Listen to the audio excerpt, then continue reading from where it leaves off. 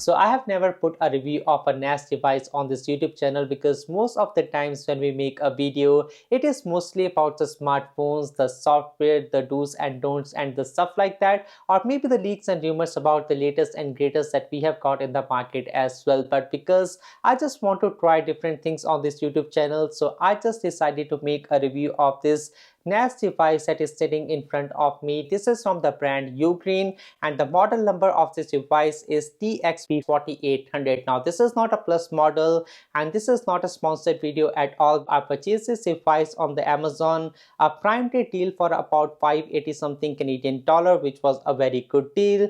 I did not want to go with the plus model because for my own personal usage this was enough, but I might be sending this device back in a few days because now I think so that I might really need a plus model just because I do a lot of VM stuff and the amount of RAM that is being there on this device is just not enough for me even after the upgrade. So I will come on to everything later onto this video. So let us start and see that what this device is all about. So now, what is a NAS device? Now in simple words, NAS means a network attached storage, and it just works exactly like having a Google Drive that is just not being locked to the Google account, but something that is your personal storage that is sitting at your home inside of this device, as you can see over here. Now this is a very hefty device to pick up, so I would just not pick this thing up again and again, but this is where you store everything that you have at your home network. Maybe if it is a photograph or a video, or might be you have got just 10 different devices at your home that you just want to be not collecting storage on your internal storage, and you just want everything to be uploaded on a cloud solution without paying anything. This might be one of the solutions that you might be looking at for your home. Now this is not very complicated. All you need to do is that you just need to buy any kind of NAS solution. A lot of them are pre-built these days. You have also got a lot of other solutions where you can use the softwares like the Proxmox or maybe the TrueNAS and install that thing on your old laptop or an old machine and just do the very exact same thing as what you are doing on this NAS storage over here. But for the starters who just do not know anything about the NAS system, this is one of the easiest ways and the easiest solution to get into the NAS thing. Now this thing, as you can see, that this is a 4-disk system, as you can see on front of it. I think so that it can store about 136 GB of storage. It has also got 2 extra slots for the M.2 drives. There is a separate portion on back of this thing to be able to just take this thing out and increase the RAM from about 8 GB, that is the base on this thing, to about 16 GB. That is a maximum that you can do on this model because this is not a plus model again. And also at the same time you can just add 2 external SSDs as well, and that would be just be working for the extra caching to increase the speed of the reads and the writes on this device. Not something that I tried to use as of filming this video because I just did not have any extra drive to do so, but this is one solution that is possible on this very device on this desk over here. The other thing that I want to talk about is the processor on this NAS drive because this has got a very, I would say, mediocre chipset. That is an Intel N100 chipset instead of something like the Intel N150 or maybe the Intel i3 N305. I just do not know the exact model, but that is the one that is being available on the DXP4800 Plus, but not on this thing as I have tested. Now this is not a bad thing for the people who are again not very much of a powerhouse, or they just want to do something like a Plex server or a Jellyfin server to be running on this device. They do not use a lot of virtualization on the device, so that is something that is very much okay for those kind of people. But in this day and time, I know that there are some other solutions that are there on the market that are a bit more better than what we have got on this Ugreen device, because you have got the Ryzen processors, the AI processors. Miniswarm released some of their latest models with the latest AI processors from Ryzen as well. I was not able to grab one of them because of the lack of availability in the Canadian market, but those are, I think so, one of the most wonderful units if you just want to be a very hefty user while using the NAS drives. Now I just keep on saying that this is not one of the most powerful ones, but trust me, for the price that you're paying for this NAS drive, this is one of the fastest ones, better than what I have seen with the Synology ones, which just has got like 2 GB or 4 GB of RAM. TerraMaster is doing one of the most wonderful jobs. For about $800-900 you can get about even 32 GB of storage on some some of the models that I was able to see online and with a better processor. So the only two ones that I would recommend is really the TerraMaster one and this Ugreen one, but the OS might be one of the things that might not be best on both of these either. So I would just recommend using something like the True NAS OS on top of both of these devices and you would be good to go. But for the other people, I would just suggest just stick with whatever is there on this device, because again, it is not one of the worst one, but the only thing is that these are being manufactured in China, and if you're using something like the Ugreen thing, so the Ugreen link is something that is being used for the remote access to this device. So if you are not on the same network and if you are on your mobile network, say, so it will use the Ugreen link to be able to synchronize, and you can just see everything that is sitting on this NAS from anywhere in the world. But because this kernel is something that is not one of the most open source one, I would just say just avoid using something that is not open source, and you just never know that who is speaking into your device, or might be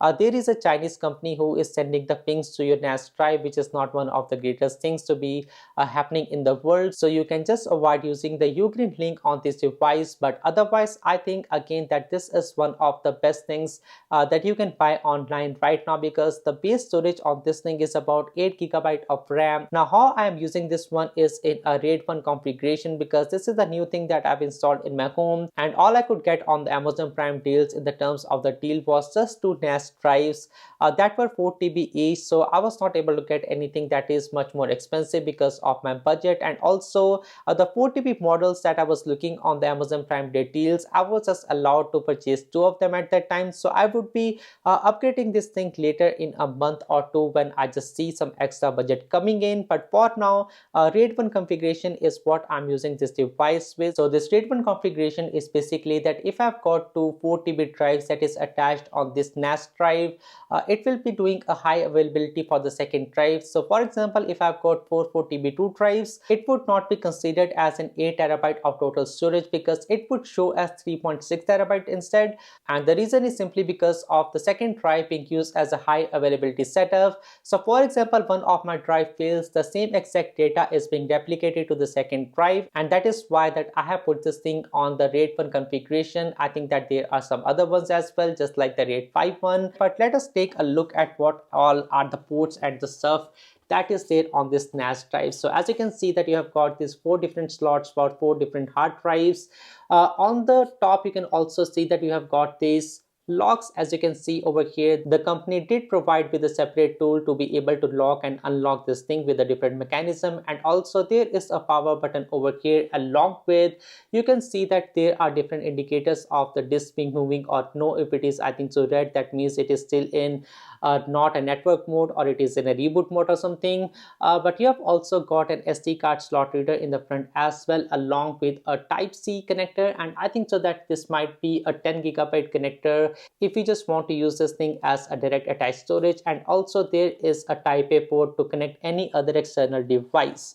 Now on the back of this thing, you can see that there is a magnetic fan. Now again, it is very difficult to hold, but here we have this portion of this device is a metallic one, and it detaches and attaches by using a magnet. So you can see this thing, it attaches via a magnet. There is just a lot of noise, but you have got two 2.5 gigabit Ethernet ports, as you can see in this video, along with the power cord that will go over here, and there is a reset button just side to that one, and there is an HDMI port. There is another USB 3.2 and two another USB 2.0 ports, just so that if you just want to connect any extra device on this thing. Now on the other part of this thing, you would see on the back actually. So here on the back, there is a separate attachment. Now this can come off with the help of a screwdriver that the company provided in the box as well, and also they did provide with the thermal padding with this device. So if you just want to add any kind of external SSD to this device, you can just have some of the thermal cooling pads that is attached on the NVMe drives, and also there is a separate compartment to be able to upgrade the RAM on this thing. It was originally on 8 GB one, and I upgraded it to 16 GB, but this cannot be upgraded from any anywhere around from 16 gigabyte to 32 gigabyte or 64, which is just not something that I am lacking for the price that I paid for this thing. And because it is very similar to their Plus model, they should have included at least 2 different RAM slots, or just the functionality of having a single slot DIMM that is supporting 32 gigabyte or something. And this is coming from someone who is into IT operation, and I would just again tell you later that why do I say that. Now, there are a lot of options on this device. I did write a script on front of me, but I'm just not following it at all. Now, before even I get into the nitty-gritty features, I just want to tell you one thing. I tried to upload various files, and not just the files, as the video files on this thing. And what I found out was that at one time, you cannot see more than 3 files moving simultaneously on the upload thing, which is not something that what I was expecting. But you can see into the network statistics and even the volume statistics that what is the bandwidth that each of those 3 different lines are getting on this thing. But all the 3 files that I could see moving were on different speed. One of them was on 11 megabyte, the other one was on maybe some kbs, and the third one was maybe on some another megabyte like 20 megabyte or something. So in combined, it would just never do more than 30 or 35, or maybe the maximum that I saw was about 58 megabyte in my test. That was the upload speed on this thing. Now, the solution for the Wi-Fi that I'm using at my home is really a very good one. It is about 600 Mbps of the download speed, and the upload speed is again about 500 Mbps as well. Depending on the network connectivity at different times of the day, it might just come up and down. But because it is an optical fiber thing, I would just expect more out of this device. But something that I'm saying, but something that is not bothering me a lot. Now, what happens really is that while you're uploading multiple files or the folders or the movies on this thing, you might see that the files might drop off constantly. So if I've just got 12 files to be uploaded continuously on this thing, and those might be the larger ones, you will see that in between the files may drop, it may fail, then you might have to restart it, or you just leave it like that and Ugreen will just automatically reinitiate the upload, which is again one of the better things I would say. But you could certainly say that there are a few bumps here and there while uploading the files on this Ugreen NAS system. Not something that everyone might be bothered by, and for the people who are content creators who just want to just upload the videos or the files on their NAS drives that are being shot on their smartphones, on their DSLRs or something, it is still a bit more feasible. Now, another thing that I noticed with the Blackmagic speeds was that I did do a test on this Blackmagic by selecting the drive that was connected on my MacBook by using the SMB network, and it was giving me about 16 to 17 Mbps of the, I would say, the write speed, and the read speeds were about 20.1 Mbps or something. Now, I again did not know if it is due to not having a 10 gigabyte of Ethernet connection, but I was not expecting very slow speeds on this thing in the terms of what it is there. Now, again, I'm not using the 7200 RPM drive. My drives are about 5900 RPM, so it could be expected to get speeds that are about what I'm getting in my videos. So not a bad thing at all. Now, one another thing that is very good about this device is for the people who are into a small enterprise solution, because it does allow for stuff like putting up the LDAP stuff on the server. So this is one of the most secured methods to be able to log in on the server without even every time just putting in your password, as everything is in your LDAP active directory. So this is one option that is available. I did not set it up right now, but I know that this thing is there, and that is for a better code. Now, another thing is that you can also access this device using the SSH stuff, and you can also enable this thing into the network setting as well. So if you run a software just like an Xterm, or maybe if you just want to use an XC Turbo X or maybe Putty or something, this is a very good solution, because now you know that you can just SSH into the device, and it might also support the X11 protocols. I know that I found it somewhere, but not really where I'm not too sure about. So one thing that you just need to keep in mind. Now, why do I say that the CPU on this device is not one of the best one?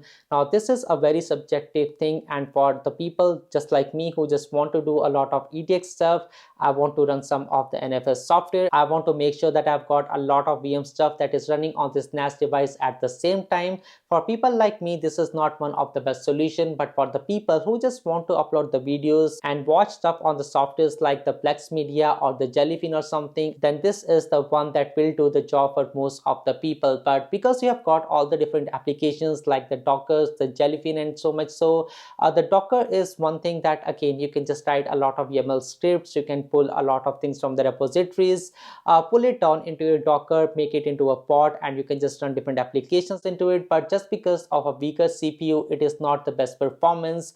I try to give about 8 GB of RAM to one of my VMs that was a Rocky Linux 10 on this thing, but it was just very slow. But at the same time, the CPU was not very much full, I would say, even though that it is just a 4-core CPU. But just because of the CPU is not very powerful, the 4 CPU cores that we already have are not one of the best ones, and the experience of using the VM on this thing was just very laggy. Now, one another thing is that because this thing has got a lot of applications that are there in the App Store, just like Jellyfin, when you install that software, or maybe not even Jellyfin, I think I was trying to pull the repository for Plex or something else. I'm not too sure what was the software. Let me see if I can pull that thing. I think so that it was either Jellyfin or the Plex server. I might be wrong about that. But the thing is that because it is pre-installed, you just do not know what is the username and password. So I had to read through the knowledge base center on their official website from the Ugreen thing. But the first time when I opened that thing, I was a bit more surprised and shocked because I did not know that Ugreen is a Chinese brand and most of the stuff was in Chinese. So this is one thing again that you need to keep in mind, that this is one of those Chinese brands. Now, Synology, I think so, is one of the Chinese brand as well, or at least it is made in Taiwan. I do not think so that there is a problem with Synology, so it might not be a problem with Ugreen as well, but you just need to take that thing with a pinch of salt. Now, the next thing that I was really surprised about this system is that it does not really get very warm. Now, for my testing, I was able to get about 40 degrees Celsius on my primary device, and the one that was a replicated one, it was about on 41 degrees the whole time. The temperature here where I live in Calgary is about 16 to 18 degrees Celsius as of these days. So I think so that it is doing a bit of better job than the other solutions that I found in the market. So overheating is not one of the issues that is there with this thing as we have seen. Now, another thing that I tested on this NAS device was copying about 16.45 GB of data that is sitting on my Mac Mini M4, and I made an SMB connection on this NAS drive that was linked to my Mac Mini M4 as well. So I could just drop the things directly without opening the software, and I was able to find that I was able to upload the entire data in about 19 to 20 minutes, which is not bad, because when I tried the similar thing to be uploading on the Google Drive, it was just showing me about 2 hours and even more sometime, depending upon the bandwidth that Google Drive had at different times. So about, I would say it might take about 2 to 2.5 hours to be able to upload the same thing on the Google Drive versus what I was able to get out of my Ugreen NAS drive. I think the speed was about 30 to 40 megabyte per second that I was getting constantly, and I could just monitor everything in the task manager at the same time, and that is just a very good thing to say about this one. Now, one more thing that I did not see a lot of people mentioning in their videos was that let us say that if there is a link that is on the external browser, let us say that you are working on your Mac Mini, and if you just want to download something on your Mac Mini, or might be a software, now instead of just downloading everything on your Mac Mini and then shifting it to the SMB drive or directly into the NAS software, what you can do is that you can just copy the link on the browser on your Mac Mini M4, and then you can come back to your NAS drive, go to the downloads option.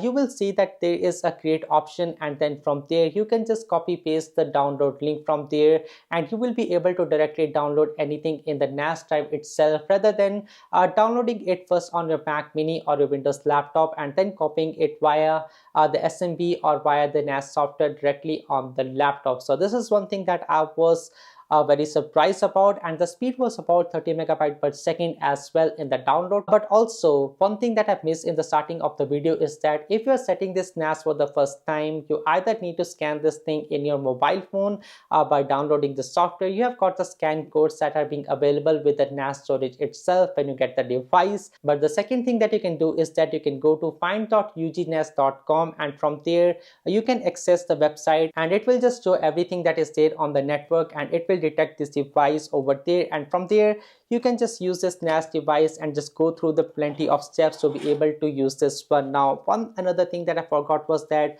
once you remove this tray, as you can see, the way to put the drive inside of this is that you need to make sure that there is this clamp, as you can see in this video. So if you just push this thing, you will see that it will expand, and once it is expanded, you can put inside the drive and just lock this thing, and you would be able to good to go to put this thing back into your NAS drive. So one thing that I just missed and I just wanted to show about in this video. Now onto the other nitty-gritty features that are being available on this NAS drive is the way that you just administrator this device. So that is just like any other IT company where there is an administrator, the IT guy, that admins over everything that is there inside, or I would say just below of that admin. So for example, I am the admin of this NAS device. I could allow that what are the people who should be able to read and write different things on this drive, what are the applications that should be distributed to different people who are using this NAS drive, or if the things should be going to the shared folder, or if there are some other things that needs to go to the personal folder. So I am the admin who can just do everything as I just mentioned. So let us say that I have just got a shared folder drive where I just want to upload everything from my smartphone, my wife's smartphone, from my parents' smartphone, just so that we can get a unified memory thing or a unified photo gallery where we have got all the photos. Now I know that once I do that, my parents might be able to delete the photographs on the NAS drive as well, because they have now got the read and write permissions, but I can just set their accounts to be just on the read permissions, just so that they can view those files but they cannot delete those files. So this is one thing that is amazing, and that is quite a standard feature, and it is not just about this Ugreen OS, but I think so TerraMaster and all the other ones have got the same feature as well. But one thing that I was really surprised about was the set of AI features that is available on this NAS device. Just keeping in mind that this N100 processor is not one of the most powerful ones, seeing that these features are being used locally offline and not online, I was surprised about that. So you can just do different things like AI recognition, the text recognition, or maybe the filter where you can just search anything in the search bar and it will just bring up the exact thing that you just said. So for example, that if I went to Banff some time ago and if I just type Banff mountains in the search bar, it should basically give me all the Banff photographs, which might be amazing. But one thing that I'm sure of about is that the face recognition was pretty accurate. So it did recognize the different faces and gave me the different albums according to the different faces if I just choose to do so. But I can just use the albums as a regular way as well. If I just go inside of them, what is there in Banff, I have got a separate album for that. If I went to Stampede, I have a separate album for that, and so much so. But it, in my opinion, is a very easy thing to be able to segregate different people by faces, and it just makes the entire search a bit more faster than just going through each and every photograph on this NAS drive. And also the upload speed on this thing was not one of the worst one. I uploaded about 2000, not 2000 actually, 20,000 photographs from my wife's smartphone into this NAS drive, and I think it took about